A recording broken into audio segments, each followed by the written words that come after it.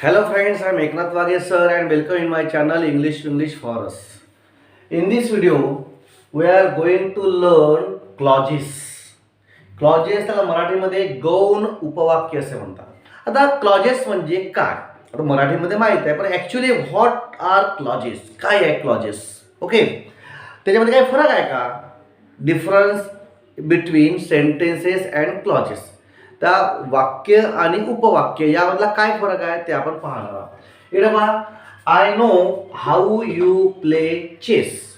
Okay, how you play chess. यामध्ये पहा, हा पूर्ण वाक्य. It is complete sentence. It is complete sentence.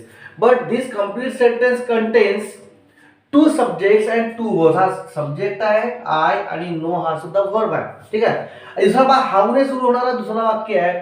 Subject आहे यू, वर्ब आहे प्ले. आता आपल्याला माहित आहे what is sentence. Sentence which contains subject and verb. ज्या शब्दसमूहामध्ये अशी रचना असते, त्याच्यामध्ये कर्ता आणि क्रियापद असतो आणि तो पूर्ण वाक्याचा अर्थ प्राप्त करून देत असतो, त्याला आपण वाक्य म्हणतो. तर in this sentence we can see two subjects and two verbs. दोन सब्जेक्ट आहे, दोन वर्ब आहे, म्हणजे अर्थात दोन वाक्य त्यामध्ये आहे की नाही.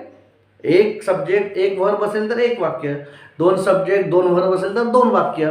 दिस is a complete sentence and this sentence I know this sentence contains another sentence. It starts with how you play with chess. आहे की नाही. हा झाला. तर याला आपण काय म्हणतो, how you play with chess. इथं सब्जेक्टही आहे व्हर्बही आहे. बट दिस, आता आपण सेंटेन्स का नाही म्हणणार. How you play chess. तू चेस कसा खेळतोस. चेस खेळणे इथं आलेला आहे, कर्ता आणि क्रियापद आहे. परंतु how you play chess this sentence does not give us full meaning. हा वाक्य आपल्याला पूर्ण मिनिंग प्राप्त करून देत नाही. मग कुठे लागतो हाऊ यू प्ले चेस. याचा अर्थ पूर्ण प्राप्त करण्याकरता यावं लागते I know how you play chess. तेव्हा याला पूर्णपणे अर्थ प्राप्त होतो. आहे की नाही. मग याला आपण क्लॉज का म्हटलेला आहे. म्हणजे क्लॉज कोणता, तर ज्यामध्ये कर्ता क्रियापद आलेला आहे की नाही, आणि जो दुसऱ्या वाक्यावर अवलंबून आहे. आहे की नाही. कर्ता क्रियापद आलेला आहे, पण त्याला स्वतंत्र असा अर्थ पूर्णपणे प्राप्त करून देत नाही किंवा पूर्ण अर्थबोध होत नाही. त्याच्यामुळे पूर्ण अर्थबोध होत नाही. पूर्ण अर्थबोध होण्याकरता दुसऱ्या वाक्यावर अवलंबून राहावं लागते. याला आपण काय म्हणणार आहोत, क्लॉज किंवा उपवाक्य. आता दुसरा वाक्य पहा, तो मला फरक सांगायचा आहे. आता आपण क्लॉज आणि सेंटेन्स मधला फरक पाहिला. दुसरा की प्रत्येकच वाक्यामध्ये जेव्हा व्हेनने दॅटने वगैरे हाऊने सुरू होतात, प्रत्येकच वाक्य क्लॉज असतो का. पण she decided when to go to Nagpur आहे, व्हेनने सुरू होणार आहे. आता क्लॉज नाही आहे. क्लॉज का नाही आहे पहा, when to go to Nagpur. इथं सब्जेक्ट आणि वर्ब नाही, फ्रेज आहे. टू गो टू नागपूर आहे. टू गो टू नागपूर ही फ्रेज आहे. याला सुद्धा थोडा बहुत अर्थ आहे, थोडा बहुत अर्थ प्राप्त करतो, परंतु पूर्ण अर्थ समजत नाही. आणि महत्वाचा म्हणजे यामध्ये कर्ता आणि क्रियापद नाही. So this is called phrase. This is called phrase. याला फ्रेज म्हणायचं. And this is called clause because it contains subject and verb. याला सब्जेक्ट आहे, वर्ब आहे. सेंटेन्सचाच प्रकार आहे, फक्त सेंटेन्स यासाठी नाही म्हणत आहोत कारण हा दुसऱ्या वाक्यावर अवलंबून आहे हाऊ लागल्यामुळं. आहे की नाही. त्याला पूर्ण अर्थ प्राप्त होत नाही म्हणून आपण क्लॉज म्हणू. आणि ज्यामध्ये सब्जेक्ट आणि व्हर्ब नसतो परंतु असं जोडलेलं असते, आहे की नाही, तर त्याला म्हणायचं फ्रेज. त्याला म्हणायचं फ्रेज. दुसरा वाक्य बघा, they realized that it was hard. Okay, they realize sentence आहे. दॅट इट वॉज हार्ड दुसरा सेंटेन्स आहे, दॅटने सुरू होणारा. कारण इथं सब्जेक्ट आहे आणि वर्ब आहे, म्हणजे हा सुद्धा सेंटेन्स आहे. दॅटने सुरुवात झाल्यामुळे याला पूर्ण अर्थ प्राप्त होत नाही. याला पूर्ण अर्थ प्राप्त होण्याकरता याकडे यावं लागेल, आहे की नाही. म्हणून याला आपण काय म्हणू, क्लॉज. याला सुद्धा आपण काय म्हणू, आपण क्लॉज. हा क्लॉज आहे, उपवाक्य. या वाक्याचा तो उपवाक्य आहे की नाही, क्लॉज. आता दुसरा वाक्य पहा, we learn how to complete a web. We learn main sentence झाला. How to complete a verb, पुन्हा तेच how to complete a verb आहे ना, इन्फिनिटिव्ह आहे मग वगैरे. तर हा सुद्धा काय होता, फ्रेज. हा इथं क्रिया कर्ता आणि क्रियापद नसल्यामुळे याला आपण फ्रेज म्हणू. ओके. आणि फ्रेज आणि क्लॉज मधला फरक तुम्हाला. What is clause, a part of large sentence, a part of big sentence which does not convey us full meaning. की मोठ्या वाक्याचा एक लहानसा वाक्य जो आपल्याला पूर्णपणे मिनिंग प्राप्त करून देत नाही, and which contain subject and verb, it is called clause. And what is phrase, what is phrase, which does not content subject and verb, त्याच्यामध्ये सब्जेक्ट वर्ब नसतो, तो फ्रेज होईल, त्याला आपण वाक्य म्हणणार नाही, क्लॉज म्हणणार नाही, सेंटेन्स म्हणणार नाही. तर यामधला फरक समजला तुम्हाला. आता आपण क्लॉजमध्ये पाहू. तर क्लॉजचे प्रकार सुद्धा पाहणार आहोत आपण. पहा, आता हे दोन आपण घेतलेले आहेत सेंटेन्सेस. ओके, तर I know how you play chess, clause आहे का. तर हा जो आहे हा आय नो हा पूर्ण वाक्य, आय नो मला माहित आहे, यावरून आपला पूर्ण अर्थ बोलतो. परंतु यावरून पूर्ण अर्थ बोलत नाही. हाऊ यू प्ले चेस म्हणून आपण काय म्हटलं, क्लॉज म्हटलं. मग याला काय म्हणतात, याला म्हणतात प्रिन्सिपल क्लॉज, मेन सेंटेन्स किंवा प्रिन्सिपल क्लॉज म्हणू याला आपण, किंवा मेन क्लॉज म्हणतात. हा नाव लक्षात घ्या, हा वाक्य काढून टाकू आपण. याला म्हणतात मेन क्लॉज, किंवा तिसरा वाक्य याला म्हणतात इंडिपेंडेंट क्लॉज, इंडिपेंडेंट क्लॉज किंवा आपण सेंटेन्स म्हणू शकतो. लक्षात घ्यायचं, कारण हा स्वतंत्र आय नो याला काहीच लागलेलं नाही इकडे तिकडे, आहे की नाही, आणि हा पूर्ण अर्थ प्राप्त करून देतो. याला म्हणतात मेन क्लॉज, प्रिन्सिपल क्लॉज किंवा डिपेंडंट क्लॉज. अँड दुसरा वाक्य जो दॅटने हाऊने वगैरे जोडलेला असतो, त्याला पूर्ण मिनिंग प्राप्त नसते, त्याला म्हणायचं सबऑर्डिनेट क्लॉज, किंवा दुसरा नाव आहे त्याला डिपेंडंट क्लॉज. बा पुन्हा सांगतो, जो वाक्य पूर्ण अर्थ प्राप्त करतो जो मेन क्लॉज त्याला म्हणतात, प्रिन्सिपल क्लॉज किंवा इंडिपेंडंट क्लॉज म्हणतात. आणि जो दुसऱ्यांदा जोडलेला असतो, मागे किंवा पुढे जोडलेला असतो, त्याचा पूर्ण अर्थ समजत नाही आपल्याला, मेन क्लॉजवर यावं लागते, त्याला म्हणतात सबऑर्डिनेट क्लॉज किंवा डिपेंडंट क्लॉज. तर एवढं तुम्हाला समजलं असेल, प्रिन्सिपल क्लॉज कोणता, सबऑर्डिनेट क्लॉज कोणता. पुन्हा क्लॉज आणि फ्रेज यामधला फरक तुम्हाला समजला असेल. मग याचे प्रकार पुष्कळ आहेत, आहे की नाही. क्लॉजेसचे पुष्कळ प्रकार आहेत. नाउन क्लॉज, पहा क्लॉजेसचे प्रकार कोणकोणते आहेत. तर पहिला आहे नाउन क्लॉज,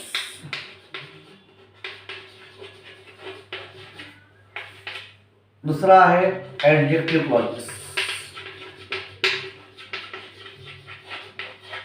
आणि तिसरा आहे adverb clauses.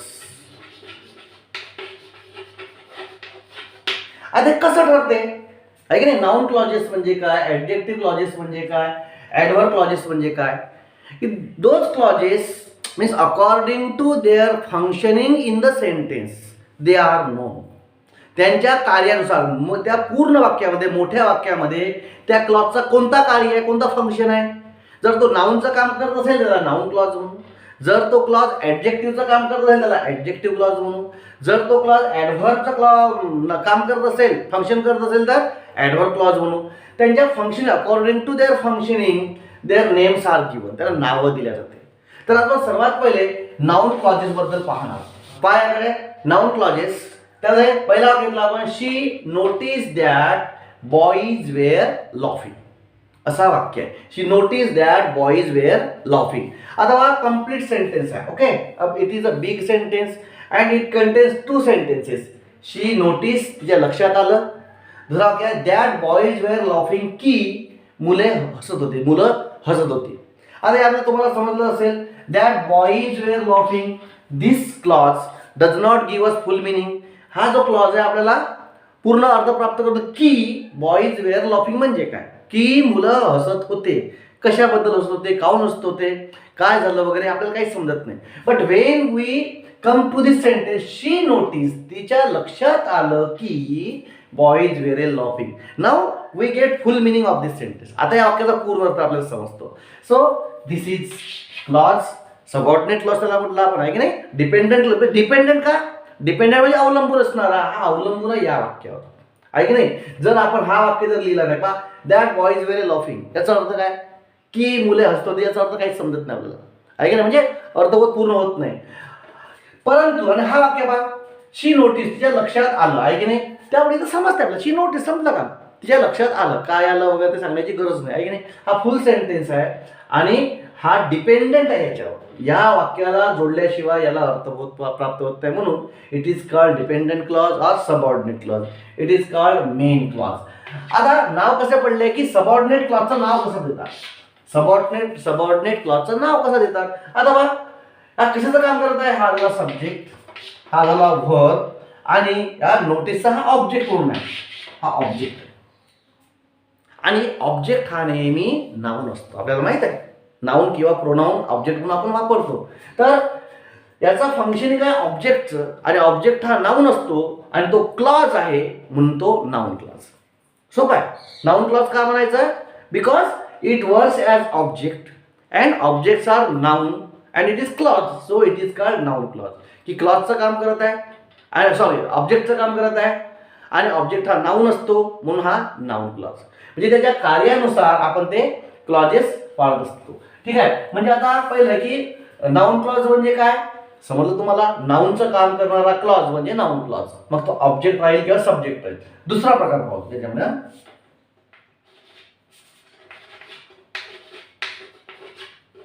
why he left the party is a secret. असं वाक्य आपण घेतलं, why he left the party is a secret.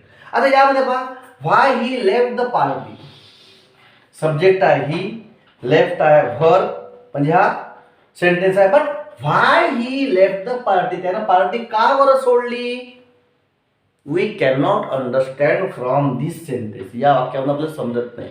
When we join this sentence to it, why he left party is a secret, ते एक रहस्य आहे, तेव्हा आपल्याला पूर्ण अर्थ प्राप्त होतो. म्हणजे आता सबऑर्डिनेट कोण झाला, why he left the party does not give us full meaning, so it is clause. आणि इज अ सिक्रेट हा झाला मेन क्लॉज, हा झाला सबऑर्डिनेट क्लॉज, हा झाला मेन क्लॉज. आता याचा फंक्शन कोणता आहे, या क्लॉजचा फंक्शन कोणता आहे, क्रियापदा इज आपल्याला माहित आहे, क्रियापदाच्या आधी काय येतो सब्जेक्ट, क्रियापदाच्या आधी येतो सब्जेक्ट, करता येतो ना, म्हणजे कर्त्याचं काम करत आहे. आता करता काय असतो, नाऊन किंवा प्रोनाऊन असतो, ठरलाय. सब्जेक्ट किंवा ऑब्जेक्ट कोणत्याही वाक्यामध्ये सब्जेक्ट असो की ऑब्जेक्ट असो, तो नेहमीच नाऊन किंवा प्रोनाऊन असतो, त्याला आपण नाऊनच म्हणतो. मग हा नाऊनचं काम करत आहे, सब्जेक्टचं काम करत आहे म्हणजे नाऊनचं काम करत आहे. आणि मग क्लॉज आहे म्हणून हा नाऊन क्लॉज, हा क्लॉज आहे म्हणून हा नाऊन क्लॉज. म्हणजे एक पाहिलं आपण की नाऊन क्लॉजेस कशा कशाला म्हणायचं, एक तर सब्जेक्टचं काम करणारा किंवा ऑब्जेक्टचं काम करणारा. इथं ऑब्जेक्टशी नोटीस क्रियापदानंतर जर का क्लॉज आला असेल तर तो object of the verb notice, notice या क्रियापदाचा कर्म आहे, object of the verb notice. आणि ऑब्जेक्ट हा नेहमी नाऊन असतो, नाऊन क्लॉज. इथं subject of the verb is, is या क्रियापदाचा सब्जेक्ट, क्रियापदाच्या आधी आला म्हणजे सब्जेक्ट, क्रियापदाच्या नंतर आला म्हणजे ऑब्जेक्ट. आपल्याला माहित आहे क्रियापदाच्या आधी सब्जेक्ट, क्रियापदाच्या नंतर ऑब्जेक्ट. हा object of the verb notice, हा subject of the verb is. आणि सब्जेक्ट असो की ऑब्जेक्ट असो, दीज आर ऑलवेज नाउन्स, ते नेहमी नाउन्स असतात, म्हणून these clauses are called noun clauses. आता तुम्हाला लक्षात आलं असेल की नाउन क्लॉज का बरं म्हणतात, एवढं तुम्हाला समजलं असेल. आणि ओळखायचं कसं, सब्जेक्ट क्रियापदाच्या आधी आला असेल तर सब्जेक्टचं काम करतो, क्रियापदाच्या नंतरला असेल तर ऑब्जेक्टचं काम करतो, एवढं सोपं आहे की नाही. आणि त्या ऑब्जेक्टचं किंवा सब्जेक्टचं काम करणारे नाउन असतात म्हणून त्या क्लॉजेसला नाउन क्लॉज म्हणतात. तर पेपरमध्ये काय विचारतात, पेपरमध्ये काय विचारतात, अंडरलाईन द मेन क्लॉज किंवा अंडरलाईन द सबऑर्डिनेट क्लॉज. त्या मेन क्लॉजला अंडरलाईन करा किंवा सबऑर्डिनेट क्लॉजला अंडरलाईन करा, काहीतरी विचारतात, ते ओळखता आलं पाहिजे. मेन क्लॉज कोणता, सबऑर्डिनेट क्लॉज कोणता. जनरली दॅटने, व्हॉटने, व्हिचने, व्हेनने वगैरे सुरू होतात हे क्लॉजेस. कठीण वाक्य तुम्हाला काही विचारणार नाही, ते सोपं सोपं लक्षात ठेवायचं. ठीक आहे, की मेन क्लॉज, सबऑर्डिनेट क्लॉज. पहा इथून सुरुवात झाली, व्हायने सुरुवात झाली, क्रियापद इकडे, इथे क्रियापद इकडे आला म्हणजे दुसरा क्रियापद पकडायचा. क्रियापदाच्या आधी आलेला पूर्ण वाक्यात सब्जेक्ट आहे आणि तो नाउन क्लॉज आहे. तर अशा प्रकारे आपल्याला ओळखता येईल. फक्त object of the verb, subject of the verb वगैरे समजा विचारलं, what is the functioning, what is the function of the clause, function object of the verb notice, notice या क्रियापदाचा ऑब्जेक्ट आहे. इथं what is the function of this clause, subject of verb is, is या क्रियापदाचा हा subject आहे. And both are noun clauses. अशा प्रकारे हे दोन प्रकारचे क्लॉजेस आहे. याची उदाहरणं पाहता येईल पुष्कळ, मी आता वेळ जातो आपला. तर अशा प्रकारे आपल्याला नाउन क्लॉजेस ओळखता येईल. आता subject of the verb, object of the verb हे दोन सांगितलेलं आहे. मग ऑब्जेक्ट ऑफ प्रिपोजिशन एक प्रकार असतो. तर मित्रांनो आता या दोन वाक्याकडे पहा. I am sad about what is being done. Okay, I am sad about what is being done, की काय घडल्या गेलं त्याबद्दल मला खूप दुःख वाटत आहे किंवा दुःख वाटते, अशा प्रकारचं वाक्य. आता पहा, I am sad about, I am sad about इथं पर्यंत पहा, इथून क्लॉज सुरू होत आहे ना. व्हॉट इज बिईंग डन हा क्लॉज आहे. कशाचं काम करत आहे बरं, आहे की नाही. आय एम सॅड अबाउट हा प्रिपोजिशन आहे. लक्षात घ्या, प्रिपोजिशन नंतर नेहमी ऑब्जेक्ट येतो. प्रिपोजिशनचा ऑब्जेक्ट असतो, तो नाउन असतो, नेहमीच असतो. कोणतंही वाक्य पहा तुम्ही, आहे की नाही. Preposition for, from, about, with, between वगैरे, इन, टू, असे सगळे प्रिपोजिशन्स आहेत. प्रिपोजिशन नंतर नेहमी हा नाउन येतो, तो ऑब्जेक्ट असतो. त्या प्रिपोजिशनचा ऑब्जेक्ट असतो, ऑब्जेक्ट ऑफ प्रिपोजिशन, तो मी नेहमी नाउन असतो. मग ऑब्जेक्ट नंतर आलेला क्लॉज हा अर्थातच सॉरी प्रिपोजिशन नंतर आलेला क्लॉज हा अर्थातच नाउन राहणार आहे की नाही. प्रिपोजिशन नंतर आलेला क्लॉज हा नेहमी नाउन असतो, तर म्हणून हा नाउन क्लॉज, कारण प्रिपोजिशन नंतर आलेला आहे तो क्लॉज आहे, म्हणून हा नाउन क्लॉज, कारण प्रिपोजिशन नंतर नेहमी नाउन येत असतो. इथे पहा, वी आर प्राऊड ऑफ, पण लक्षात येतं ऑफ, ऑफ हा प्रिपोजिशन आहे. ऑफ नंतर का क्लॉज आलेला आहे की नाही.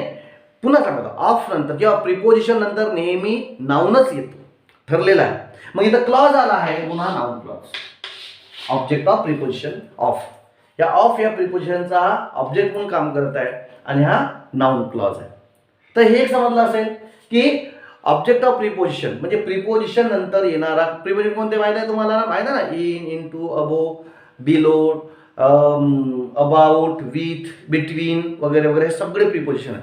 आणि प्रिपोजिशन नंतर जर क्लॉज आला असेल तर तो नेहमी नाउन क्लॉज असतो. आणि नाव काय, फंक्शन, ऑब्जेक्ट ऑफ प्रिपोजिशन, त्या प्रिपोजिशनचा ऑब्जेक्ट म्हणून काम करतो. तिसरा प्रकार पाहू, चौथा प्रकार पाहू पुन्हा. तर मित्रांनो, या दोन वाक्याकडे पहा.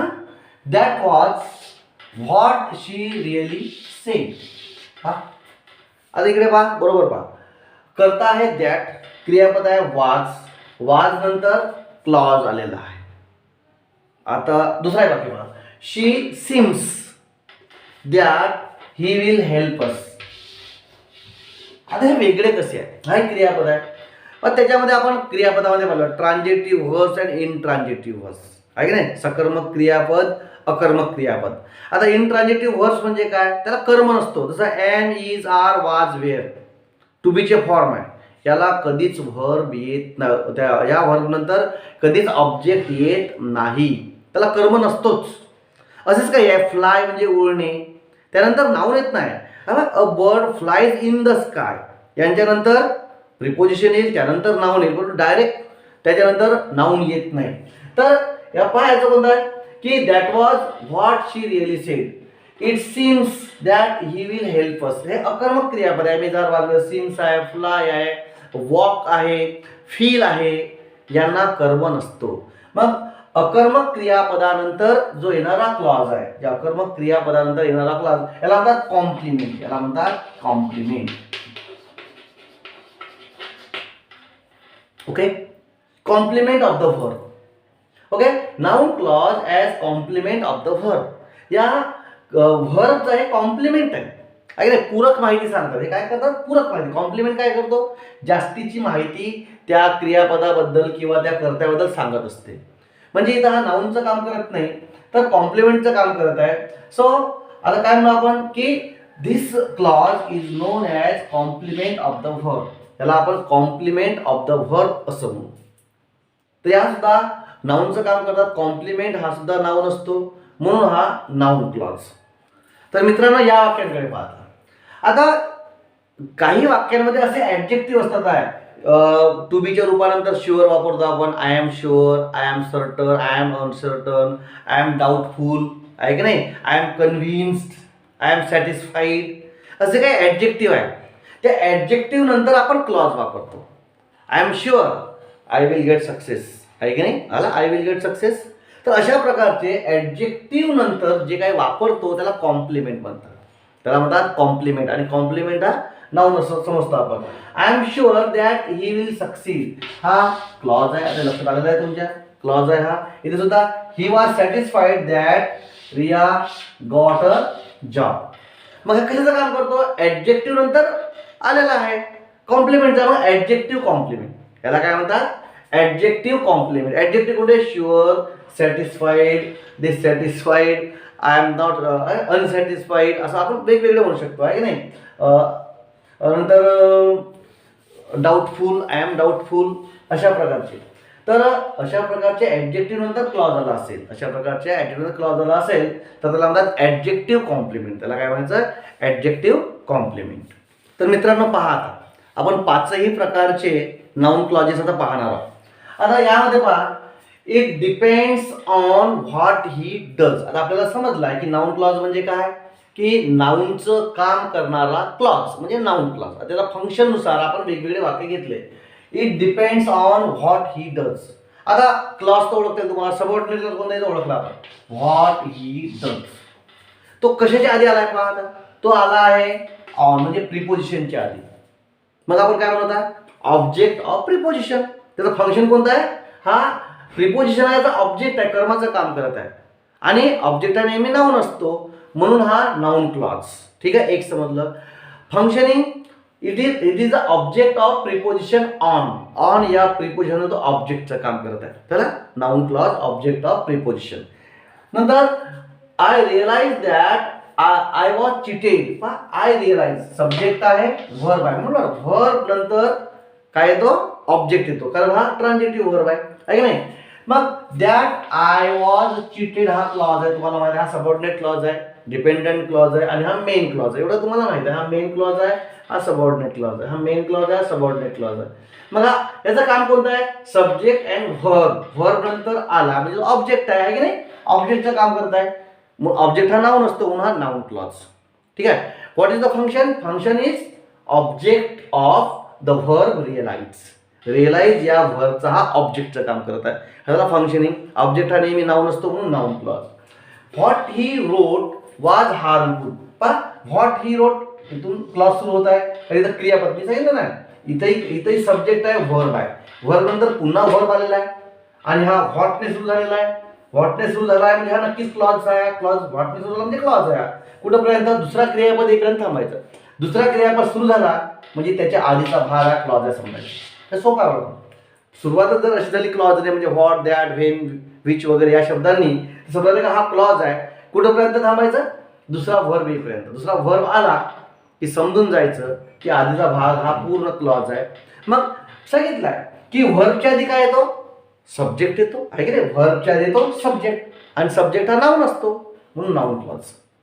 व्हर्बच्या आधी सब्जेक्ट येतो आणि सब्जेक्ट हा नाऊन असतो म्हणून नाऊन क्लॉज. फंक्शन सांगितलंच आहे, सब्जेक्ट ऑफ द व्हर्ब वाज. वाज या व्हर्बचा हा सब्जेक्टचं काम करत आहे. ठीक आहे, पुन्हा noun clause. The truth is that they lost the match. आता पाहिजे, the truth is that they lost the match. Clause आहे, that they lost the match हा सबऑर्डिनेट क्लॉज आणि हा मेन क्लॉज. आता बघा कशा आधी आलेला आहे? इज या क्रियापद आलं, क्रियापदाने. आता काय म्हटलं आपण? Intransitive verb. Intransitive verb am, is, are, was, were हे यांना कधीच ऑब्जेक्ट नसतो, त्यांना कॉम्प्लिमेंट असतो. एम, इज, आर, वाज, वेर नंतर काय येतो? कॉम्प्लिमेंट येतो.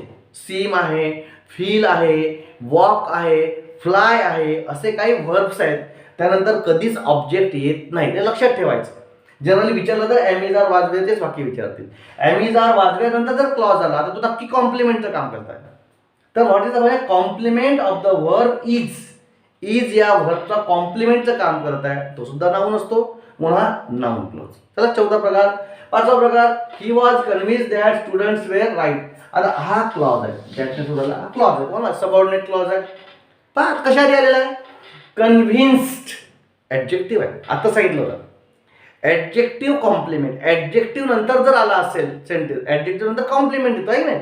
ऍडजेक्टिव्ह नंतर काय आला भाग तर तो कॉम्प्लिमेंट येतो. मग कन्व्हिन्स आहे, शुअर आहे, अनशुअर आहे, डाऊटफुल आहे की नाही, असर्टन आहे, अनसर्टन आहे. या क्रियापदानंतर कॉम्प्लिमेंट येत असतो, हे लक्षात ठेवायचं. या क्रियापदानंतर कॉम्प्लिमेंट येत असतो म्हणून complement of adjective. Okay, complement of adjective convince. लक्षात म्हणजे इथे तुम्हाला ओळखतं की कॉम्प्लिमेंट ऑफ ऑब्जेक्टिव्ह कन्व्हिन्स म्हणजे हा नाऊन क्लॉज आहे. तर अशा प्रकारे हे नाऊन क्लॉजेस आपल्याला ओळखता आले पाहिजे. पेपरमध्ये विचारतात, एक तर मेन क्लॉज कोणता आहे, सबऑर्डिनेट क्लॉज कोणता. लक्षात ठेवायचं, मेन क्लॉज म्हणजेच प्रिन्सिपल क्लॉज म्हणजेच इंडिपेंडंट क्लॉज.